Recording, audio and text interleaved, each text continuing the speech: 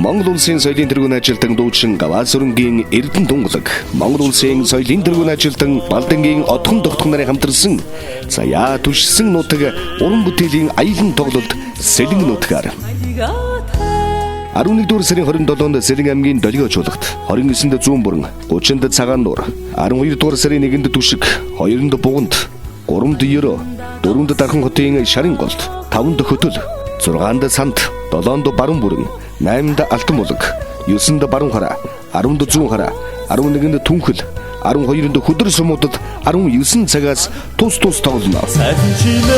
Тоглолтод залуу уран бүтээлчид оролцсон. Тоглолтын дэлгэрэнгүй мэдээллийг 9978 33 78 утсаар лавлаарай. Монгол улсын соёлын тэргүүн ажилтан дуучин Гаваасүрэнгийн Эрдэнэ тунгалаг, соёлын тэргүүн ажилтан дуучин Балдангийн Отхон тогтхон нарын хамтарсан заяа түшсэн нутаг уран бүтээлийн аялан тоглолт Сэлэн аймгаар эрхэм үзэгч таныг үндэтгэн үрээ.